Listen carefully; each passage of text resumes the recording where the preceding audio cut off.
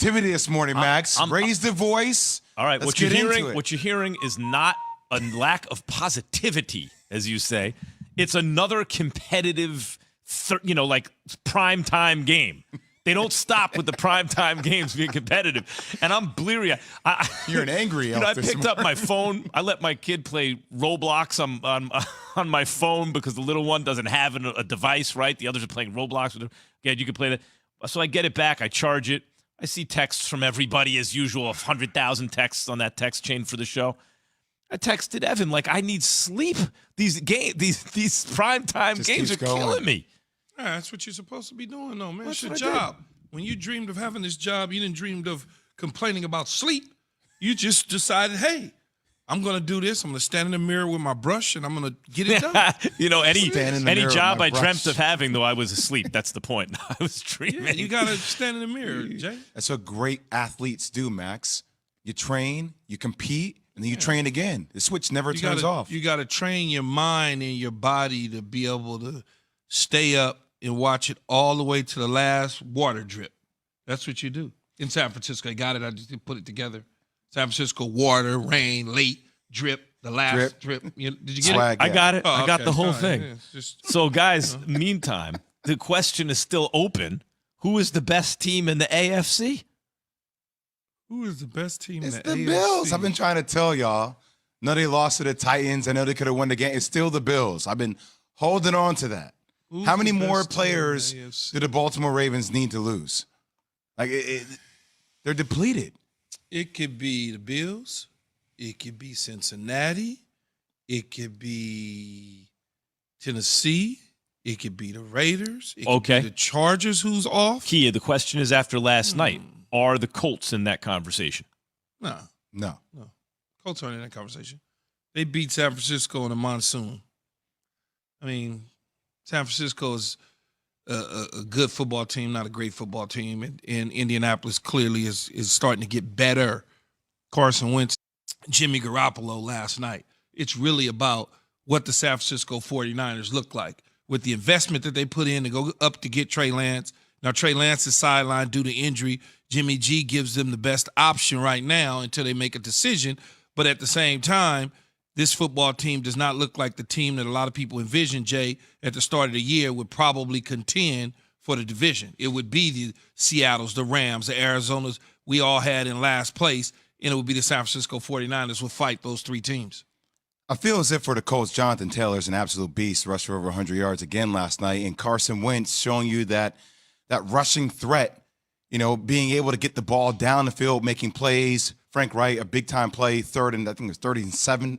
Going in the fourth quarter, they decided to go for it by throwing the ball to Pittman. That's not what they've done in the past. He's either tried to run the ball or he's kicked the field goal. He decided to be aggressive. I like what I'm seeing from the Colts moving forward. But fascinating conversation about Jimmy G is I feel like he's a cog in the machine, whereas Trey Lance has a chance to be the engine that actually jumpstarts the machine. And watching Carson Wentz just having that rushing threat last night, knowing that Jimmy G is not a premium athlete, feels like he's a lot more one-dimensional, whereas with Trey Lance, you just feel, granted, the offense may not have a high ceiling this year, but it just feels like they have a lot more opportunity to grow with the attributes that Trey Lance brings to the table as opposed to Jimmy G. They haven't given Jimmy G, outside of Kittle, they really haven't given Jimmy G a whole lot to work with, to be honest with you, because Deebo Samuel, Ayuk is, what is it, he was supposed to be the guy, but Deebo is not a one. Deebo's a piece. On this team, he's a one. But then you can't win with a Deebo being your one when he's really a 2-3 guy. Yeah, look, it's time for Straight Talk, brought to you by Straight Talk Wireless. Key mentioned it. Jimmy G was healthy enough to start. But listen to this. After the game, Kyle Shanahan was asked if Jimmy G would start next week, and this is what he said. I would guess so. I'm going to watch this tape and see if guys are healthy, first of all. I don't even know where our guys are at. It was good for Jimmy to be able to get healthy enough to play in this game today. I got a whole team to worry about. I'm not just thinking about the quarterback situation right now. I'm going to evaluate everything, see where our team's at, see what gives us the best chance to beat Chicago, and see what our options are. That's what you go into each week, finding out your options. We had two quarterbacks who were hurting this week. Jimmy was able to come back and play. We'll see if Trey can next week. Still not sure yet, but I got a lot of things to figure out. That was Straight Talk. Was it Straight Talk? Brought to you by Straight Talk Wireless. No contract, no compromise. Guys, here's what's so interesting about what both of you guys said, what we've been talking about, this whole situation. Right, Jimmy G is a piece. He can, look, he was one throw away from winning a Super Bowl, all that. Trey Lance has the potential to be a much more dynamic player. But how do you develop him when you feel like you can compete, right? And you have a quarterback in Jimmy G who you can compete with. So once they fall, what is it, Key? Is it they need to kind of fall out of things a little to say, okay, to hell with it. We're going to start Trey Lance and develop him? Or is it that Trey Lance gives you the best chance to win when you believe that you start Trey Lance? I don't know that Trey Lance gives you the best chance to win. What have we seen from Trey Lance in a limited amount of time that makes you think that Trey Lance is the answer? The head coach there, Kyle Shanahan, was asked a question about Jimmy G being the starter. He said, I guess he would. I guess so. Doesn't know at this time because there's a lot to evaluate after the end of a game. For all he knows, he may go back in there and Jimmy G may have a bee sting on his elbow and it swells up the size of a grapefruit. So for him to say, yeah, he's my starter, I know that's what people want to hear. I know that they want him definitively after the game to be able to say, he's the starting quarterback going forward. Don't ask me that again. It doesn't work like that after a game, especially when I just lost. When I lost, I got a lot to evaluate. I guess he is going to. I would guess so. Why would you ask me that question? Well, because you wouldn't ask that. Put it this way. I would guess so. I don't know. You just wouldn't ask that question on a lot of other franchises, right? Like with established it would just quarterbacks. be something known. You would know that the starter. We already know, though, Jay, that there's an issue at the quarterback spot because you drafted a guy to go up and get. But remember, there's injuries involved. So for me to go out on a limb after a game and say, yeah, Trey Lance is the starter next week, I don't even know if Trey's healthy. We barely rolled Jimmy out there broken up. Yeah, and Trey has that sprained knee as well. That's a subject. But I'm with you to a degree, Key. I just think the fact that it is open, that uncertainty is something that people are going to double and triple down on. You know what I mean? I do. Because that becomes a story within itself, that there is uncertainty. You know what's funny, though? I understand now. Sometimes it takes me a second to see, Key, where you're coming from. I get it now. What you're saying, it seems to me, correct me if I'm wrong, is, look, we already know they drafted a quarterback high up because they have an injury-prone starter who's good but not great. And they're looking for a little more, and also he's injury-prone. So when the guy is coming off of injury and is not great, why? And the head coach answers truthfully, I guess, we all go, aha, you see that? And you're just saying, yes, we already knew that. We already Yes. knew it. I understand. Just germ spreading, though. So that's why at first when you said that, I'm like, wait a minute, that's kind of a big deal. But you're like, yeah, it was already a big deal when they drafted a quarterback. When they drafted him, it was already a big deal. Right. It was nothing. I mean, look, Jimmy G didn't play great. He did some stuff that made you go, what the hell are you doing? Couple things. But at the same time, it was a monsoon. It was how can you evaluate the quarterback in that situation? That's how we start the day. Start the day is brought to you by Indeed. If you need to hire, visit Indeed.com. Then there's another top 5 pick who's already making an impact. But does that mean he was the right choice? See that, Jay? I got that second cup of coffee in me. Now I'm ready. Jeez. That's next. Keyshawn, Jay, Will, and Max, ESPN Radio, ESPN. AFC? Yes, Jay, I know you think the Bills. I've been on the anything. Bills. You looked. I saw Bills. It was written all over your face. Could it be the Cincinnati Bengals? Because they had the biggest upset week 7 with a shellacking of the Ravens at Baltimore. I know. And Joe Burrow, that dude, all he does is win. They were winning last year until he got hurt. All he does is win. All right. What do you think about the Bengals' upset win and the way they won, Key? Yeah, it was impressive. They went in. I didn't think they would go into Baltimore and win. I mean, I just didn't. Baltimore owned them, but every now and then a team has its day and its chance, and they went in Baltimore and took care of business. Offensive side of the ball played well. Defensive side of the ball played well. Obviously, Joe Burrow, Jamar Chase dominated in passing game. Joe Mixon added some umph in the running game. I mean, they're a good football team. Baltimore didn't just, for whatever reason, Baltimore didn't have a good day. They really did not. Martindale, the defensive coordinator, didn't have any answers. They left Humphreys out on the island from time to time. It just, Cincinnati, you got to tip your hat off to them. Are they legit? It's almost like a Cleveland Brown team a year ago. We're waiting still. We're just kind of waiting to see if they're going to bingle it as with they a have better in the quarterback, though. Wouldn't you say with a better quarterback than the Browns? Like, Yes. I'll take Joe Burrow right now over Baker Mayfield.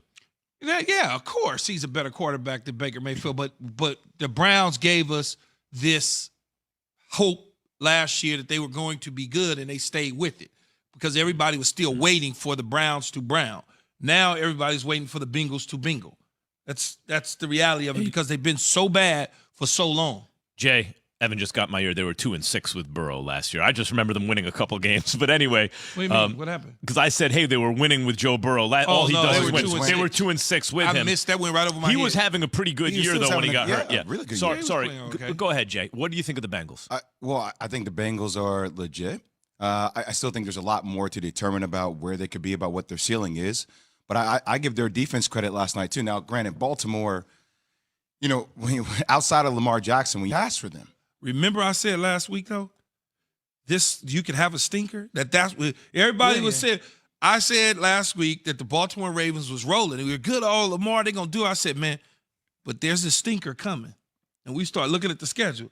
It's like, well, there's always going to be a stinker. Now, will they bounce back? Of course they're going to bounce back. Because they have a hell of a head coach and they have a hell of a quarterback. Question, though. Answer. This is what the fans want to know, Key. Okay, here we go. Who's the offensive rookie of the year so far? It's Jamar Chase. Okay. That's easy. But I recall Mm-hmm. an agreement. We don't have debates. Key does not want to have debates on this show, so we'll call them agreements. Conversations. They're conversations. Long dialogue. They're anti-agreements. Yes. All right. Was Jamar Chase the right pick? Right? Because you weren't so sure. Let's hear from Field Yates first, and then I want to see if Key is willing to admit his mistake. Here is Field Yates, Jeez. host of ESPN NFL Insider. What I was not anticipating is that Jamar Chase would start with arguably the best 7 games for any rookie in NFL history. And 100% agree with the decision to take him right now. I don't know how you couldn't. He's been unbelievable. He's been amazing. But did I have some concerns about the pick at the time? I did. Yeah, I like how Phil left himself some wiggle room. I agree with the decision right now. Yeah, well. Right, a little wiggle room. No doubt. Are you asking me, is it the right decision? Yeah, what I'm saying is in retrospect, we have more knowledge now than we did then. I had knowledge then, though, and I still would take the offensive lineman. Knowing what you know now. Knowing what I know, because when I look at Boyd and I look at T. Higgins, they give me something that I like. I can get a guy that got juice. I feel I can find me a receiver that got juice from within my system. It's hard as hell to find offensive linemen. You know how many times they look for offensive linemen that in this league that they have to try to figure out and develop over time? Yep. I mean, teams are starving for offensive linemen, especially a tackle that's going to protect my potential Hall of Fame quarterback. Like what Slater's doing for Justin Herbert. What Slater's doing for Justin Herbert, what Jonathan Ogden did for many years for the Baltimore Ravens, or Jackie Slater did, or Anthony Munoz did. So I understand that this young man is putting up eye-popping numbers, and he's probably the best deep home run threat since Randy Moss entered into the NFL. Yes, I get all of that. But me personally, when we talk about a position that I played, my nephew went in the second round. He was NFL Offensive Player of the Year 2 years ago. What about that, Jay? When I get the football to a playmaker, they're going to deliver. So it's like, I get it. I understand it. It looks ooh-wee, but an offensive lineman that can protect my quarterback for the next 15 years is a little more valuable to me. Jay, what about that? What he is talking about is value in the draft. Like, you can get very successwhere wideouts later in the draft. It's much harder to find ready-made tackles early in the draft. Where are you on What this? happens when the ceiling of the talent, and the opportunity, hey, this player could be something special, is actually met with the continuity of my quarterback and my wide receiver? There's continuity. They've been playing together for a while. They know each other's tendencies. Like, it's rare. It never really happens. But when you look at somebody like, hey, this guy could be a top 15, top 20 draft pick, and then there's also those continuity, I hear what you're saying about the left tackle, but at the same time, that continuity speaks volumes to me. Yeah, see, but the continuity, I like it because it's good for television. It's good for sports talk radio to be able to say. But it's good for playing, They too, played though, together in college. Doesn't matter. He didn't play with T. Higgins at LSU, and they balled out as rookies together. I was a rookie. I didn't play with Neil O'Donnell. Randy Moss didn't play with Randall Cunningham. I understand. But that doesn't mean that the other one's wrong either, right? Well, as you would say, two things could be right or whatever. Oh, come on. You had it this morning. No, I'm not. But it's They're not mutually exclusive. Yes. Well, that too. But it's like people use that and say, well, they played together in college. Duh. But it doesn't. But they wait, didn't Key, even- there's that a was bigger 2 thing years here. ago. Wait, Key, Jay, there's a bigger thing here, which is, I'm with you. Like, I don't know. To me, it seems like it would help in college, but if you tell me, no, they would ball, that there are plenty of combinations that didn't play. Right.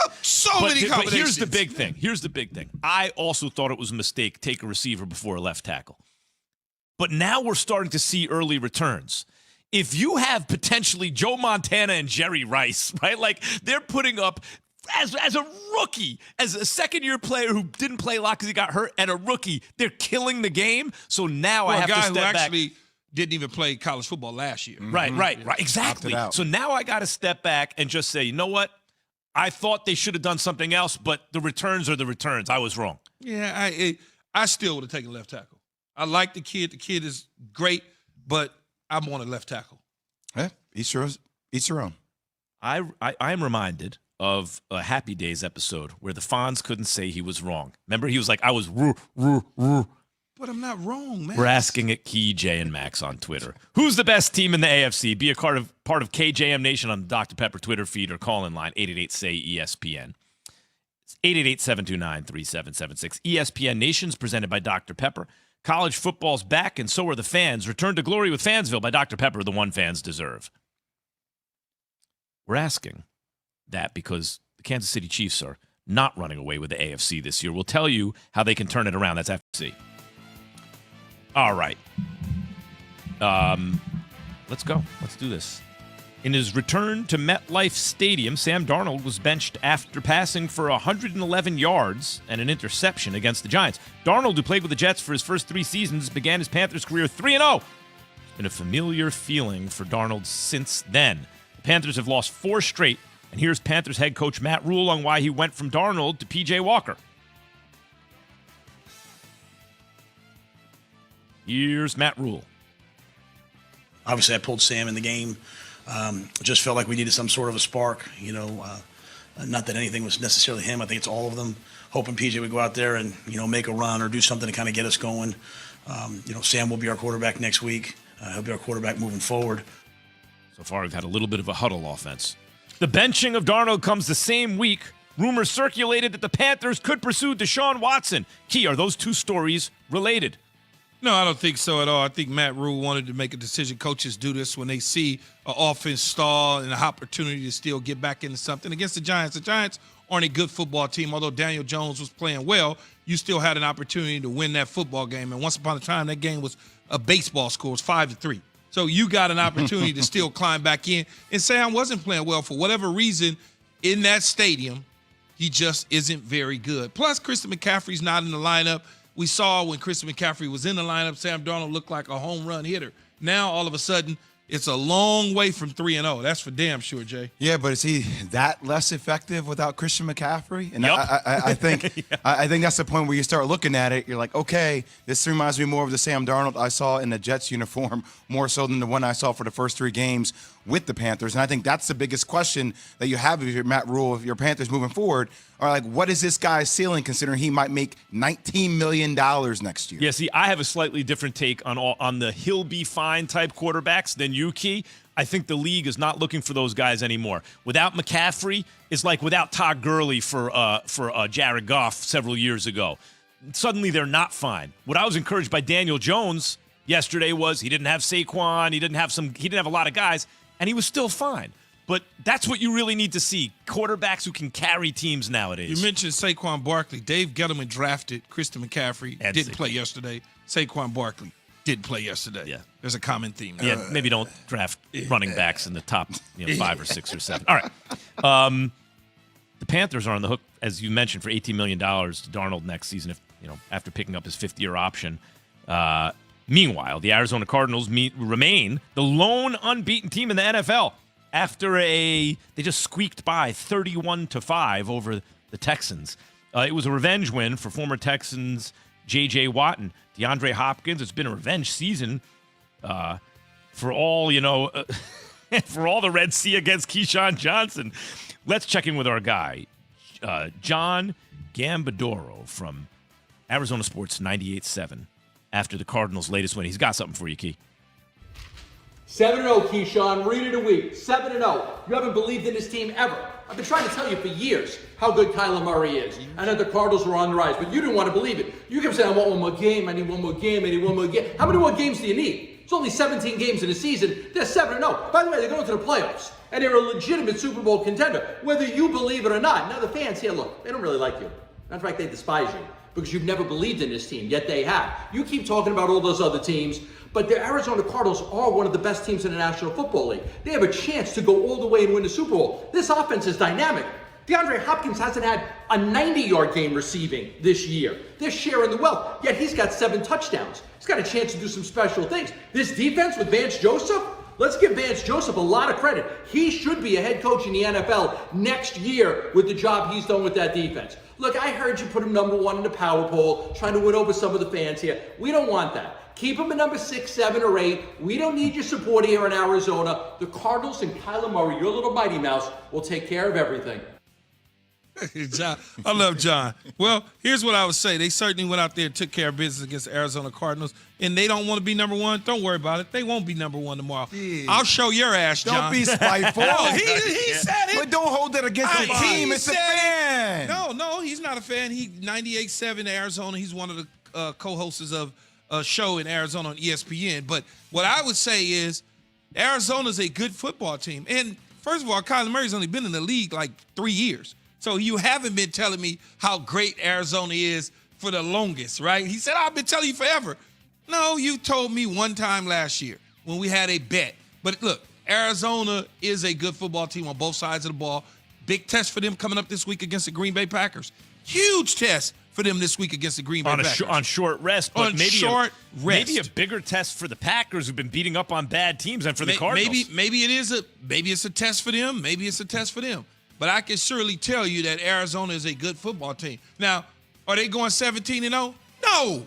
Are they going to the Super Bowl? No. Whoop. No, they're not going to the damn Super Bowl. Are they going to the Super Wow. Bowl? No. Maybe. It's a no. Mark that one It's down. a maybe. Clip that. No. Clip that for Twitter. Give yourself some wiggle room. No, I ain't giving myself no wiggle room. This is where Do they he have loses me. anybody on that team that has Super Bowl experience? What does that mean? Getting Deep to the Super run Bowl. playoff After this year, experience. maybe. What does Deep that mean? run Okay. playoff experience. No. All right. File that away. Ain't that what they say? The Milwaukee Bucks had nobody on their team last year that had NBA Finals experience. Okay, we're gonna Yeah, leave until they get it. We're Right, gonna until they get it. leave that in there now. Wait a minute. The reason I brought up Injuries. the Packers is I need to play some Aaron Rodgers sound here. Don't you want to hear from Aaron Rodgers on what he thinks of the offensive performance where they beat the Washington football team 24-10? Here is Aaron Rodgers. Remember, the Cardinals and the Packers play in, 4 days, three days from now. Okay, go ahead. I think we're close. I think it was nice to get Bobby going. It's nice to get Allen a bunch of touches. We didn't run the ball very well. We didn't protect great in the first half. Good front, really good front. 4 first-rounders. But didn't protect necessarily that well. And we had some opportunities if we just hold up a little bit longer on some plays. I had to kind of deal it and get rid of it. So, but I feel like we're close. We got to keep finding ways to get the ball to our guys in space. But when our defense is playing like they did today, we're going to be tough to beat. Yeah. All right. Here on the Huddle offense, Key, we've been huddling. I need to ask you this question. Yeah. You have mentioned you're not so sure Aaron Rodgers is done in Green Bay. Is No. Aaron Rodgers done in Green Bay? No, if our defense continues to play the way they're playing, we're going to win the Super Bowl, and I'll be back next year. I'm just not telling y'all fools that keep thinking I'm leaving. It's a good front. Good front, you know? Good front. It's, Washington football team, what a great defense. But I shredded them anyway. No, I don't think Aaron Rodgers. I think if Aaron Rodgers wins the Super Bowl, he's not leaving. Anything short of that, yes, he'll probably leave. But if they go on and they win the Super Bowl, Even if they got to the Super Bowl, I don't think he leaves. I've just seen players win championships and leave. Kawhi Leonard. I mean, it happens in the history of the game. I don't know the damn answer to this question. It's something we're going to be trying to figure out the whole year. But, man, that offense looked good yesterday. It did. And when I think about the two offenses that are going to meet, them in Arizona, that's going to be a shootout. I didn't think Washington defense looked that bad. I thought the Packers offense just looked better. But I'll say this. If they win the Super Bowl, Key, I'm not sure that makes him more likely to stay or go. He's having too much fun, man. But he would leave on such a high note, winning the chip. No. Favre only got one. He got two. Yeah, but too much fun. And I understand the argument from people in sports. The first thing they say is, well, Kawhi Leonard left. It was a different circumstance. Kawhi Leonard never wanted to be in Toronto. He just wanted out of San Antonio. And then when he had the chance to leave to get to his final destination that he wanted to, which was always Los Angeles, because the Spurs were never trading him to Los Angeles. They'd say, we're not doing you any favors. This is different with Aaron Rodgers. How do you know Aaron Rodgers' ultimate goal is not to be somewhere else? It's just difficult when you win a championship, Jay, and your team that you've been with for how long? He's been 17 years? No, 17. He came. Oh, damn! You might be right. Yes. Yeah. It's just hard. Yeah. What I don't was know. that? Oh, I don't put anything past anybody. five. Yeah, it was the these days. 2005. Yeah. I mean, you can't put it past anybody, but just think about it. I'm winning a championship with you. I'm happy we live in. Everything's good. It's just hard to walk away because you're not going to get anything better. Yeah, but on the flip side, You know? this will be the last chance maybe for him to find out if there is something better while he can still play. What's better when you just won the Super Bowl, though? But it's hard to repeat. Might be easier to find a new location. But where? With the team that's stacked with the Kenny Clarks, the Devontae Adams, the Aaron Jones. Like, it's just hard. Yeah, I agree. If you took all the quarterbacks off every team and looked around, who could use Aaron Rodgers and they'd be really tough to beat? Packers would be one of those teams for sure. All right, the Cardinals and the Packers send him to Cleveland. are two of the best teams in the NFC. Two of the best teams in the NFC. In the AFC, who knows who the best team is? A week after beating the Bills, the Tennessee Titans, much to my Patrick Mahomes and the Chiefs. 27, that's not the shocking part. To 3 is the shocking part with that Titans defense. The Chiefs quarterback was held without 250-plus passing yards or a passing touchdown and threw an interception in his 6th straight game. Mahomes was knocked out of the game in the fourth quarter, expected to play next week. Here is Patrick Mahomes on the Chiefs. They're now under 500, continued struggles. We have enough leaders on this team. We have to find a way. I mean, I don't know what that's going to take yet. We'll go in, we'll talk about it, we'll figure it out, we'll watch the film. But I trust that we'll find it. I mean, that's what's part of leadership. That's what part of great teams are, is being able to battle through adversity. And it's been kind of rainbows and flowers and awesome for these last few years. But whenever you want to build something substantial and you want to build something great, you're going to go through parts like this. What is wrong with the Chiefs? And how good are the Titans? What's wrong with the Chiefs? Let's start right there. They should trade Patrick Mahomes. He's the problem. They would win a lot more games if they didn't have Patrick Mahomes. Draft the quarterback. Draft the quarterback. Go Start right the ahead. clock I again. dare you. Look, sometimes these things happen, right? You get into a funk and you can't figure out how to get out of it. You squeak into the playoffs and you backdoor in there.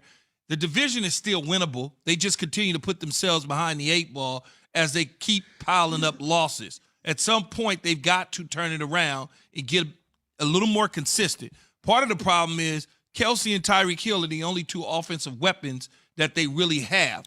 Mecole Hardman and those guys have not come to the party like the Kansas City Chiefs thought they were. And they've got to get better at doing it. This is the reason they went out there and signed Flash Gordon, because they felt like, okay, our receiving core, we need some more. We need a little more juice other than the 2 guys that we have. And that's part of the offensive problems.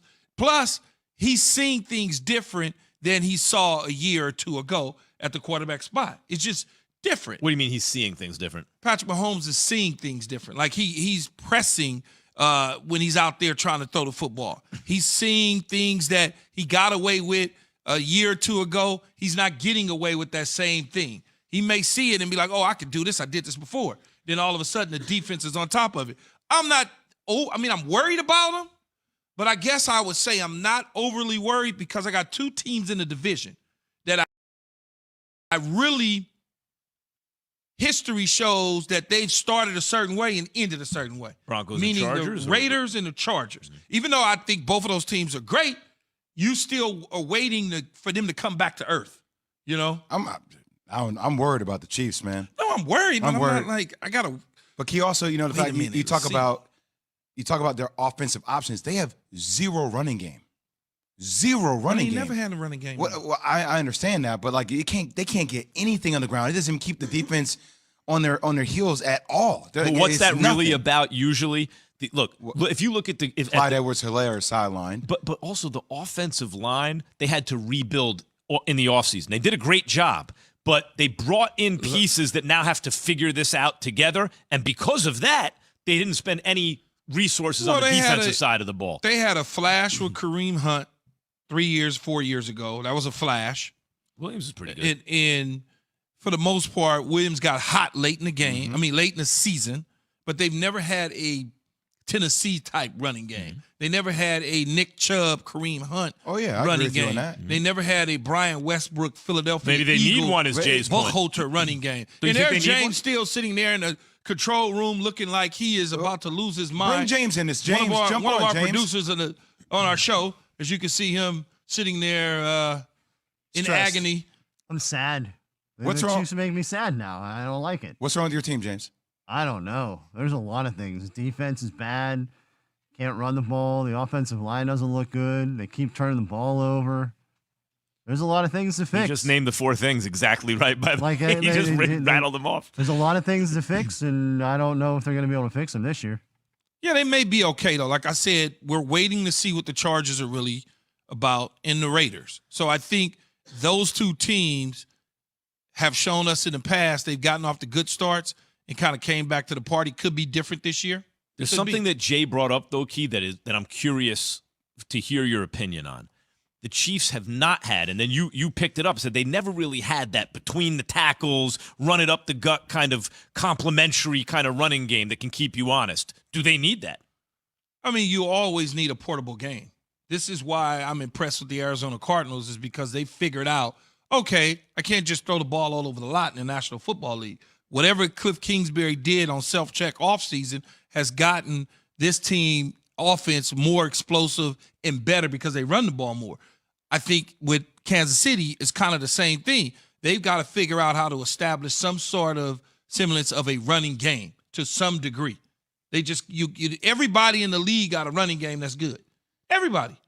I mean, I don't care if it's the Tampa Bay Buccaneers; they can run the ball when they want to. The Green Bay Packers when they want to. The else New you become Orleans Saints when they want to. One-dimensional. One-dimensional, Darrell Williams has 5 carries for. Look, the problem is also too. Like I thought this Titans defense was bad. This Titans defense made life miserable for him. The Titans defense has gotten better. This team has gotten better overall. And then sometimes matchups can dictate certain things too. When you look at Tennessee's opportunity to when they played them in the playoffs, has made up for it. Yep. But if he starts to take chances, sometimes that's not going to go his way, right? And then their defense can't get any pressure because they had to fix the line. What if it's just not their year though? Is the world going to explode because the Kansas City Chiefs don't make it to the playoffs? James's world will explode. I mean, I understand that a lot of people wanted them to be the greatest team ever in the history of football because they've gone to 3 straight AFC championship games and 2 straight Super Bowls. But sometimes people do catch up to you. You know what? You know what those stats we just put on the screen say to me? Everything's the same with Mahomes, except the turnovers are way up. Look at that. Yeah. Completion percentage is up. Yards are up. This is last 2 seasons. But the big difference there, and the reason the QBR is much, much lower, is his touchdown to interception ratio goes from 16-1 to 2-1. In the right? first He's 7 taking more games of the chances. season. He's taking more chances. Yeah, well, that's because he's probably pressing some, but a couple of those interceptions you have to credit to. You cut that in half. So he got 9. I'm really going to give him 4 or 5, depending on what you want. 4.5 interceptions on him. There you go. That's legit because last year those things weren't happening, right? And so Tyreek Hill wasn't dropping balls into the other person's hands, or the back wasn't tipping the ball and running the wrong route, and then he throws it and it becomes a pick. That's what happened. And essentially, too, like look at Ryan Tannehill's stat line from yesterday, 21-27 for 270 yards. He has so much time to drop back and throw the ball in the pocket. Where this pass rush for Kansas City, I mean, they have the least amount of sacks in the league. Now combine that, yes, with their O-line issues, and then them not having options, no running game. And it's a formula for failure. It was like the Super Bowl in the sense that they don't have to bring extra guys to get pressure on Mahomes, right? That's what they tried to fix in the offseason because they had lost both their tackles to injury. A couple of good tackles. They brought in some good tackles. They brought in some good offensive linemen. But again, so before we get out of here, Key, for the top of the hour, how much of that is true about the offensive line in your experience, where guys brought in 1 year need time to gel? Is that legitimate to hope for James and Chiefs fans to hope that will happen as the year goes on? Well, of course, you have to gel. You got 5 new bodies, even 5 new personalities and bodies that are on the offensive line. Even if you had 1 or 2 holdovers, the other 3 guys are still trying to figure out to get communication. When I know a guy is pulling and he's scraping to get up on the second level, and I've been with him for 5 years, I know his next move. But when I've been with a guy for 7 games, I don't know his next move. I'm thinking, okay, he's going to block the end. Now I can kick out and get the corner. I know that's going to happen. But if I'm thinking he's kicking out to get the corner and we both are thinking the same thing and we go get the tackle, we're screwed. That's right. So there's reason to hope. Maybe the line can get better. Maybe Spagnuolo's defense can get better, but there's obviously reason for concern. They're under 500. Much more.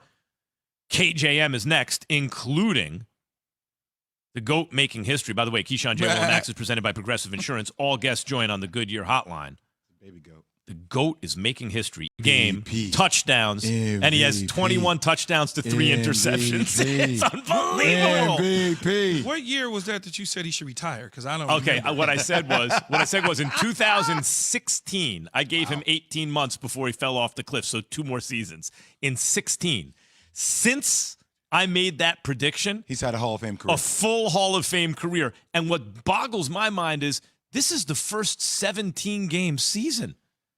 And he won the Super Bowl last year, which means he played more football than others. And he's leading the league in attempts. Can I ask you, it's unbelievable. What made you take that? No, hedge? not that day. I said the same thing about Peyton. I said the same thing about Favre at the time. What I'd noticed for a while now is So you was 41. wrong about all them. No, I was right about them. How? Because when quarterbacks hit that age 41 season, they all fall off. All of them fall off. One dude went to 2 Super Bowls and won one. Another dude took his No, team but not to after at NFC age 40. Championship. After age 41, they weren't good anymore. The best old quarterback who was like still Pro Bowl-ish Didn't Favre was take Warren Moon. Favre He was like 39, Favre 40. took Minnesota to NFC Championship game. Right. They fly very high, and then they turn 41. They have that age 41 season, and they fall off. But All of them. how old Until was Brady. Favre? How old He was was not Favre? 41. Oh, so he wasn't 41. No. That's why I based that on the model that all these quarterbacks. Remember when Peyton came back off the neck and he winds up in Brian? Everyone's like, he could do this till he's 50, and he's leading the league in touchdowns. And all of a sudden, right off the cliff. Yeah, but I thought Favre was at least 40. He may have been 40. Yeah. And that's the last little gasp. But let me tell you, that was his last. That was it. your guy was actually the best, one of the better old quarterbacks, but I never considered him a great quarterback. Vinny Testaverde was really good He when came he was off the couch at 60. Yeah, it's unreal. But Brady is doing stuff now. Vinny was like 60 years old. I'm like, Vin, come on, man. Paychecks, man. Let me tell you my mistake with Brady is I was comparing him to other football players. I should have been comparing him to Satchel Paige and Bernard Hopkins and other great Nolan Ryan, other great old players in other sports because he's he's smashed the age barrier in football. Well, I think you got to start by saying, one, he's got a bunch of weapons. So whenever you got a bunch of weapons, you got a good defense, and he's healthy. I mean, Brady's last significant injury was his ACL when Castle took over. That was his last significant injury. He didn't miss any time other than whatever little light suspension he got or whatever from the NFL. Other than that, the dude's never missed time at the quarterback spot. So he's healthy, he's sound. On top of that, he's now paired with one of the major brain trust in all of the NFL in Byron Leftwich. This is not about Tom Brady. This is about Byron Leftwich. This is not about Bruce Arians. This is about Byron Leftwich. When you hear people on television or sports talk radio, they never mention Byron Leftwich. The first thing they try to say is, well, Tom Brady and Bruce Arians. No. His relationship with Byron Leftwich is second to none. It's ridiculous. Communication is important. Being able to dial up, design certain plays that look a certain way, even if it is some familiarity carryover from the New England Patriot days of Tom Brady, which it should be, Byron still has to call it a certain way. He has to call the game a certain way for Brady to be comfortable. I can't wait for him to become a new head coach in the National Football League and become this hot coaching candidate because he certainly deserves it. But because Tom Brady is his quarterback, you don't hear about Byron Leftwich nearly Except as from much. Andy Reid. Nearly as much as you did about the Josh McDaniels, the Bill O'Briens of the world when they had Tom Brady. We all know Tom Brady's great, but Byron Leftwich is the one getting it done. So why does it feel like we have to force Byron Leftwich's name in those conversations? And I agree with you on everything you just said about Byron. But it does feel like every time there's some kind of open opportunity, it's a name that we're having to make concerted effort to make sure that people recognize What could it be? how talented What could he it actually be? is. How come other What people could don't it see be? that yet, Keith? Well, it's not that they don't see it. They refuse to acknowledge it.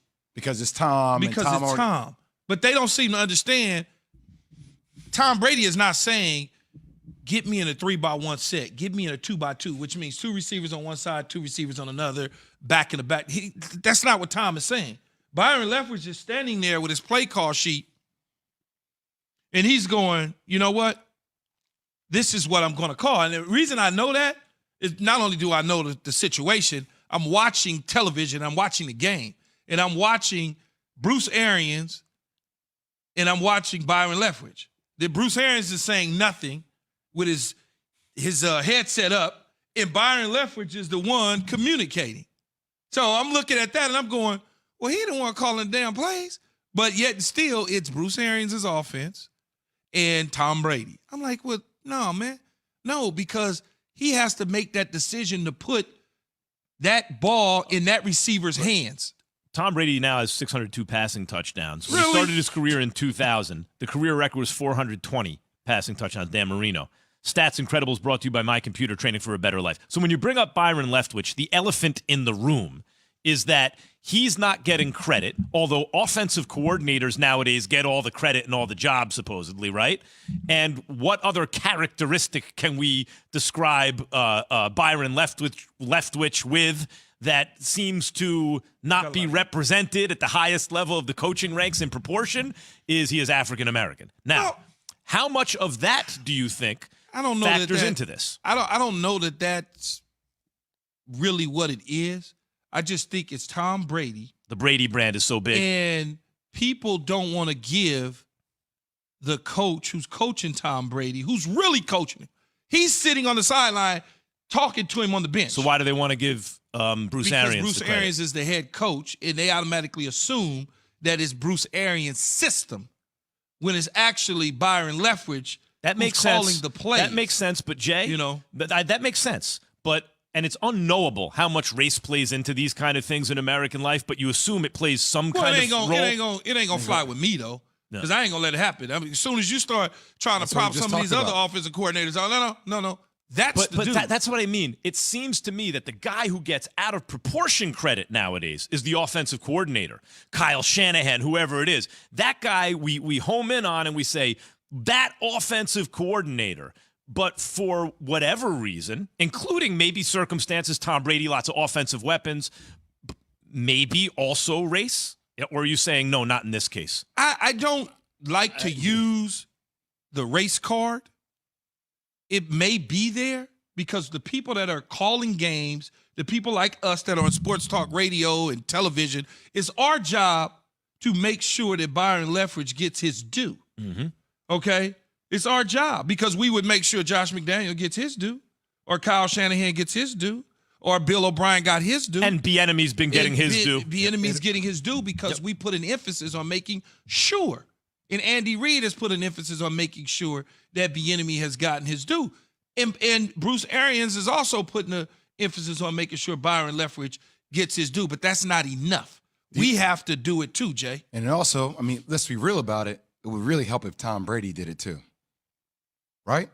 Well, I think I don't know that he hasn't. I'm trying to think No, I of. think- No, I'm not saying that he has or has not, but like it hasn't been like a topic that's came I'm up. sure Tom is going to communicate with the people out in the universe that Byron Leftwich is a hell of a coach. I mean, I'm watching because I look for little things. I'm watching him sit there. You I hear know, what you're saying. I'm just saying, like, think about, and I'm not saying that like Tom Brady hasn't done this like in a malicious way. All I'm saying though is if Tom Brady decided to make it a point, Yeah, the of greatest emphasis. quarterback of all time, and like this dude is the reason why we're doing it, it would go boom really Oh, yeah. quickly. I agree. Absolutely. Really Yeah, quickly. I agree. think And maybe he will. Maybe And he I will. think Maybe he will, yeah. When the time comes, I'm just saying, when I'm watching games and paying attention to the situation, I'm not just looking at Tom Brady. I'm looking at everything. I'm looking at how do you make the decision to throw him the football or put him in this position to get the football. Oh, Byron Leftwich is the one that made that decision to put that play together. By the way, remember, there's also Brady not only breaks records and has the greatest season and MVP and da-da-da, he also gave his hat to a kid in the stands who had beaten cancer and had a sign saying Tom Brady and like gives him his hat. Tom Brady helped me beat cancer. Like Tom Brady is looking. I missed that because that was Yeah. probably, Yeah, look at the that. Look at end. that. It was an incredible moment. An And incredible also, moment. I'll tell you another incredible moment. If I'm that other fan that caught that 600 career TD pass, I'm not giving that ball back. No. Sorry, Mike Evans. You gave it to me. It's mine.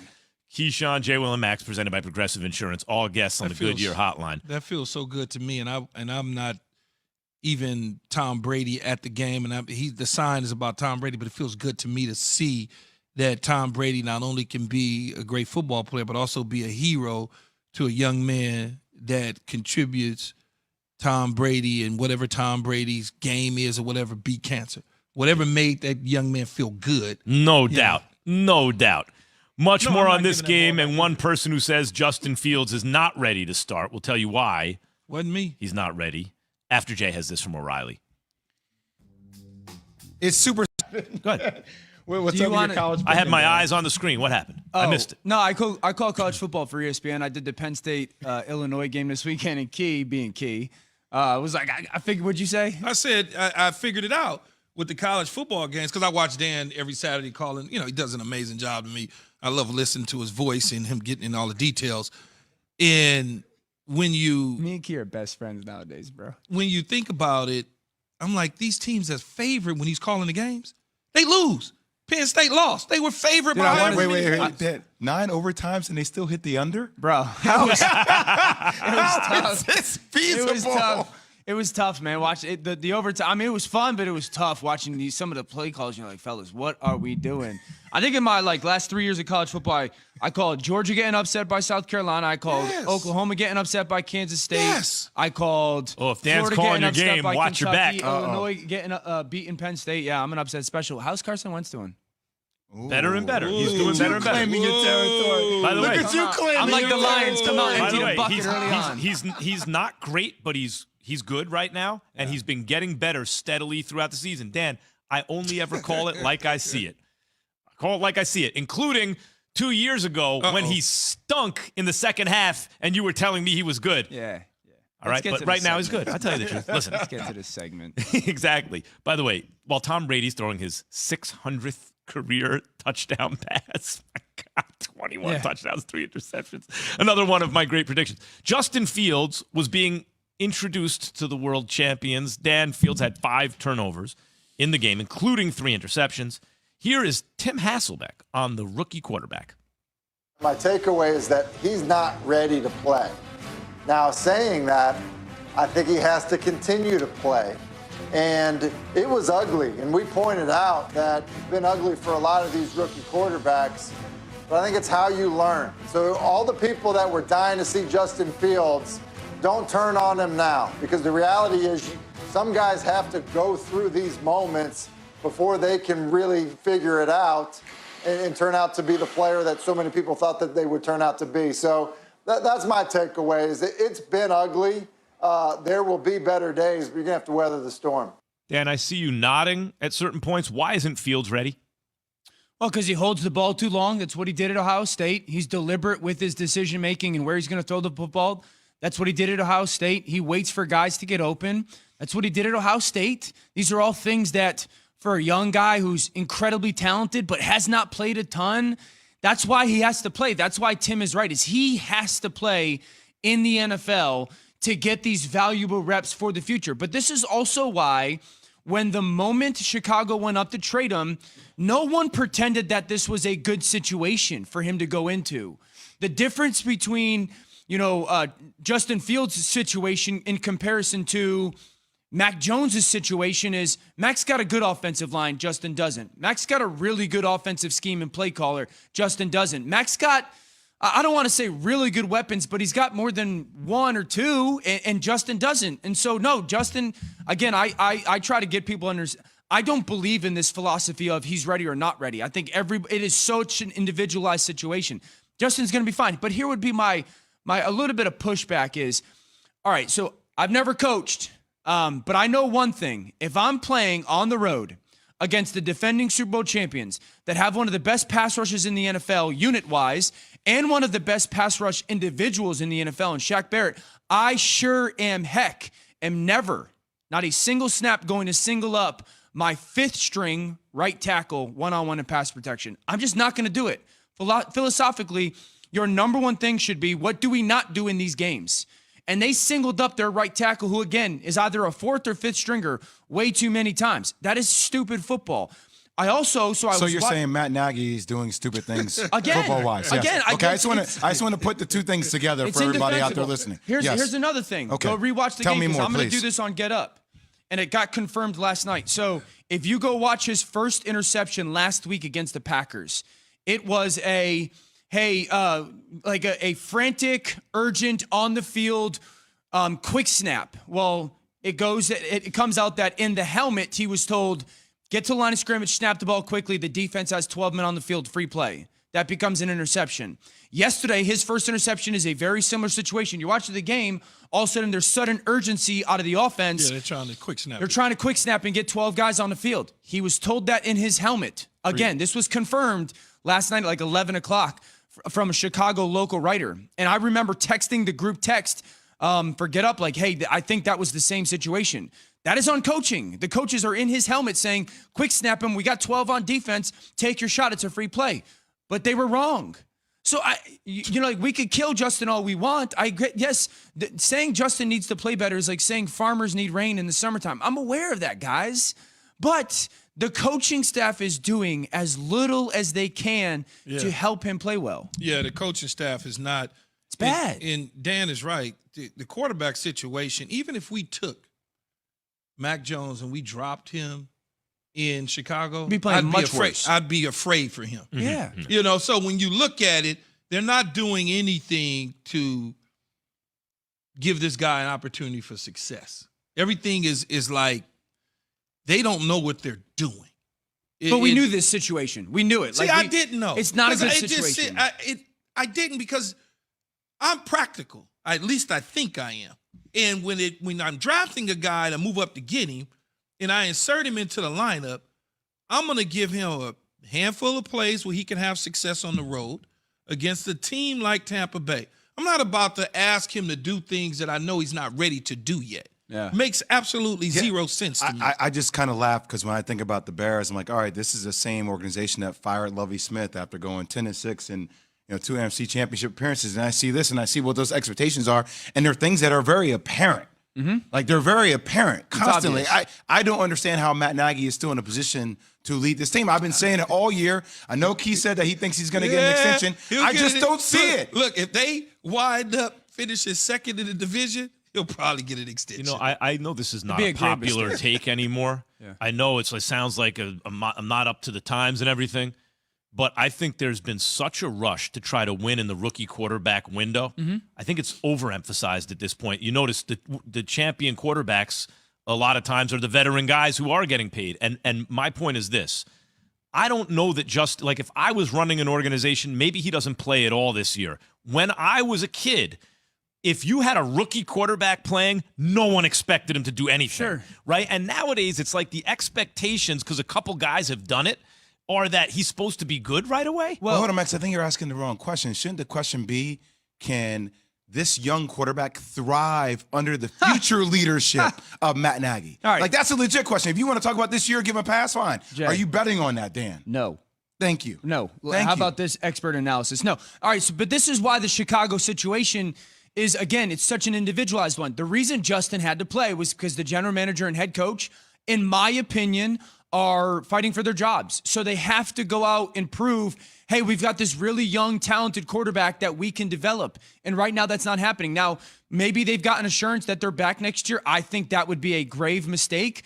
And to answer your question, no, there's nothing that has transpired over the first couple years of Matt Nagy as a head coach with Mitch Trubisky, or in the first 6 or 7 games this year with Justin Fields, that you can honestly, as an organization, point to and say, yeah, I trust this guy, because I would say this: Justin Fields is the most important draft pick in the Chicago Bears organization. Sid Luckman, right? Like in the last 20 years, or maybe history, maybe. Yeah, it's been a minute. Yeah. So the most important person in the Bears organization will be the future head coach that oversees Justin Fields' development with the general manager. And I don't all that disagree with that. But I was gonna say, Dan, when to Max's point, when you talk about young quarterbacks, there's a young guy thriving in Cincinnati who started as a rookie. Killer. Mm-hmm.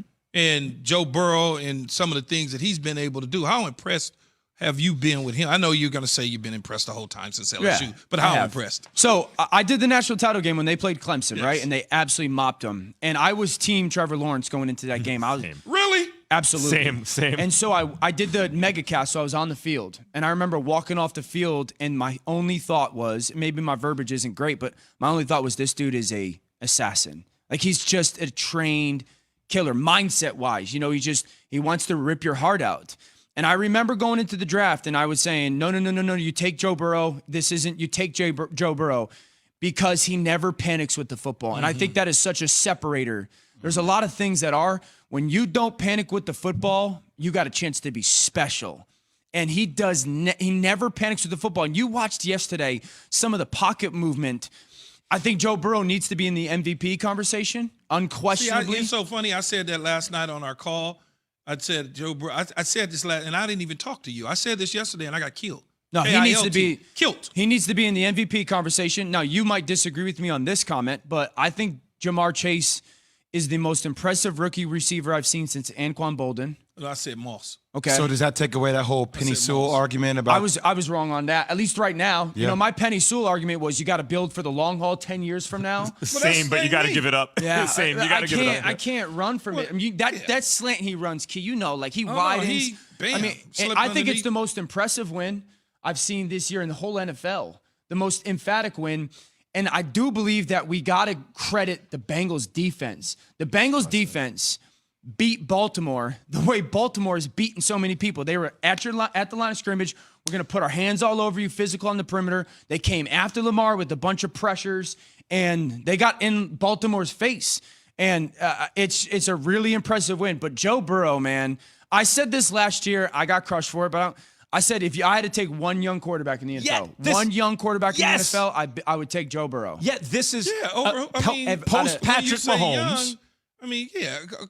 I mean, I said over the last 3 years, the only person I said Justin Herbert is a young quarterback. Justin Herbert that's a big statement. Justin Herbert is the most talented, but obvious eye-popping talent.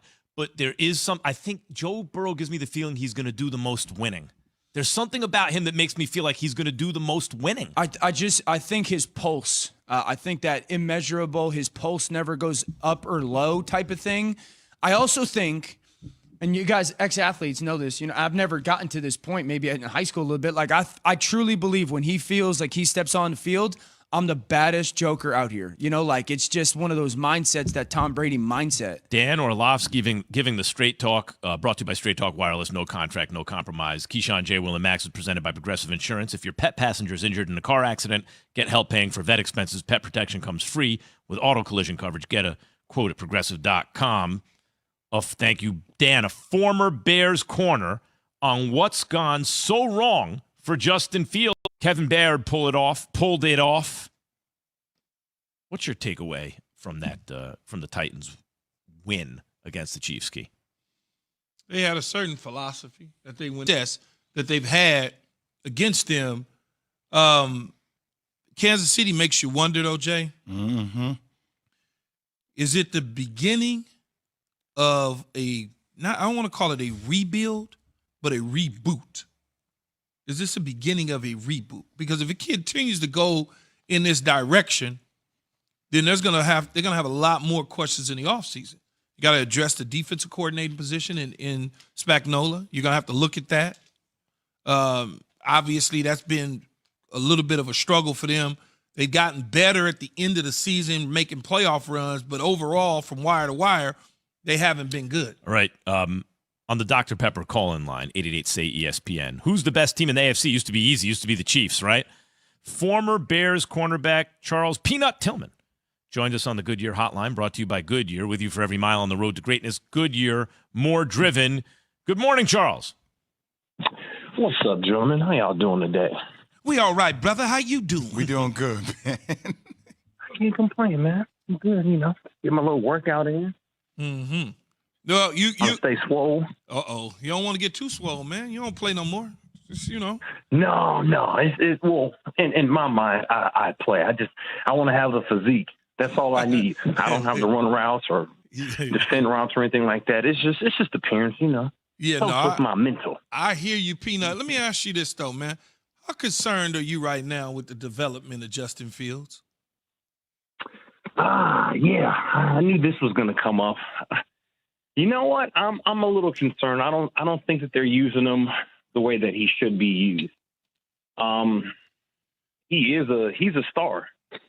He's a really good quarterback, and I don't think that they're using him to his strength. The performance we saw yesterday was not a good one. I really think that they just need to build a team or build an offense around this kid. He had tremendous success at Ohio State, and we're not seeing that right now. I think, coaches, they're on the hot seat, and they're probably scrambling to do whatever. And I think Justin, he's not reaping the benefits of what's happening right now. It's not looking good for him. Well, it definitely feels like Matt Nagy is on the hot seat. What do you think he's been doing that puts Justin Fields in this predicament? Well, for one, I don't think they have the right group of guys in the line protecting him. Some of it's not Justin Fields' fault. Some of it is just as soon as he gets the ball, he's getting sacked. He doesn't have, adequate time to sit in the pocket and become that true pocket passer that I think he wants to be. As soon as he gets the ball, he's running for his life. And then there are some things that Justin's doing. It's just growing pains and being a rookie. Last week there was, he has tremendous athleticism. But hey, man, this is the league. We all athletic at this level. He's trying to outrun everyone with his legs, and at the same, I think he needs to just start to throw the ball away, start learning that. Growing pains. That's how it is, But I think in the end, once whoever the coach is, whoever can get him dialed in and build an offense around this kid, I think he is the guy for Chicago. Is Matt Nagy the guy for Chicago moving forward? I think this season will tell. I mean, looking what we see now, I would say, I don't know, it's a toss-up. I think what Chicago really needs to do is, man, they got to find their identity. We had Club Dub and we had the partying after games, and that was cool in the locker room. But now it's, that was like 2 years ago. We got to find a new way. Every year you have success in this league, but you got to find a new theme every single year. And I think they're banking on what they had 2 years ago with that success. You got to switch it.